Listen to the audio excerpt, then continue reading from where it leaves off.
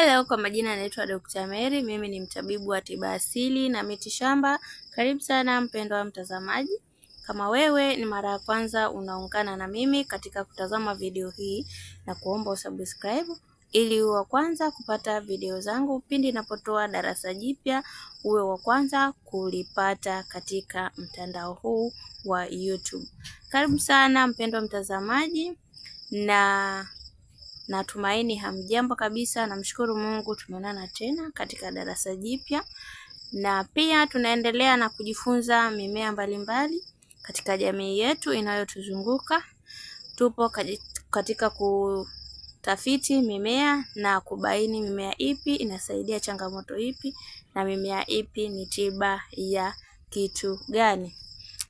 Kama kawaida tunaenda kujifunza mmea unaoona katika video. Huu mmea unaitwa mnyaa. Mnyaa una maajabu makubwa sana, ni mimea ya kale, na mimea hii imekuwa ikitumika sana katika maeneo mengi, hasa kwenye mazizi ya ng'ombe, kwenye miji inapandwa, na mimea hii inapandwa kwenye mashamba, inasaidia sana.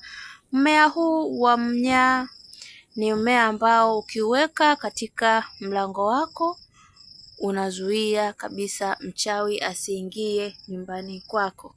Kwa hiyo mmea wa mnyaa ni tiba nzuri sana kwa kuzuia mchawi asiingie nyumbani kwako. Na pia maajabu ya mnyaa katika kuzuia kijicho katika shamba na katika mimea. Kuna watu ambao wana macho yao ni makali, akiangalia shamba lako au akiangalia matunda, kama ni mapapai umepanda, kama ni umepanda chochote, umepanda kunde, umepanda njegere, umepanda kitu chochote shambani, kitu hicho kama hakuna kitu cha kuzuia, basi mtu mbaya akiangalia na macho yake, basi mimea hiyo inaweza haikui au ikawa inaungua na jua, au ikawa ni mimea ambayo haitazaa kabisa. Kwa hivyo faida ya huu mnyaa, ukiweka katika pembe 4 za nyumba au pembe 4 za shamba, na mwingine ukaweka katikati ya shamba, unasaidia sana kwa kijicho. Watu ambao wanaangalia vitu kwa kijicho, hii ni kinga nzuri sana kwa watu wanaangalia kijicho au zongo. Na pia mnyaa unatibu sana madoa. Kama wewe una makovu, una kovu, labda uliumia, kovu lako linakuwa halifutiki, au uliungua na pikipiki kwenye mguu, basi kovu hilo ukiweka utomvu wake kwa siku 30, yani unaweka tomvu kila siku unapakaa pale ambapo kuna kovu, basi kovu hili litaisha na litapotea kabisa, hautaliona. Na kuna wale ambao wanavisunzua, wale ambao wanaota vinyama vinakuwa vinajiotea kwenye ngozi ya shingo au katika uso, ukaota vinyama ambavyo vinakuwa vyeusi. Kwa hivyo ukichukua huu utomvu ukao unapaka katika hicho kinyama kitapotea kabisa na hakitarudi tena.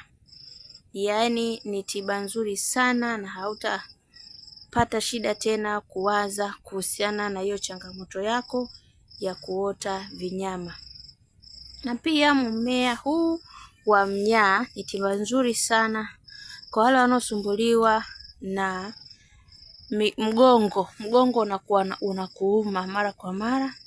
Chukua majani ya mnyaa haya ya pondeponde, kayachemshe, unakuwa unajikanda katika mgongo unajikanda mara kwa mara. Hakikisha kila siku unajikanda kwenye mgongo kwa kutumia maji yake ya mnyaa. Na kwa wale wanaosumbuliwa na miguu kuwaka moto, miguu kuuma, basi mmea huu wa mnyaa utakusaidia sana, kama endapo utautumia kama nitavyoenda kukuelekeza hapa. Unachotakiwa kufanya, utaunguza mnyaa matawi yake katika chungu. Hakikisha umeungua kabisa na utapata unga wake mweusi. Ukishapata unga wake mweusi, unga huo utakuwa unachanganyia na mafuta ya taa. ambapo mafuta ya taa hayo utakuwa unapaka katika miguu. Huo mchanganyiko ambao ushakutengeneza tayari utakuwa unapaka katika miguu.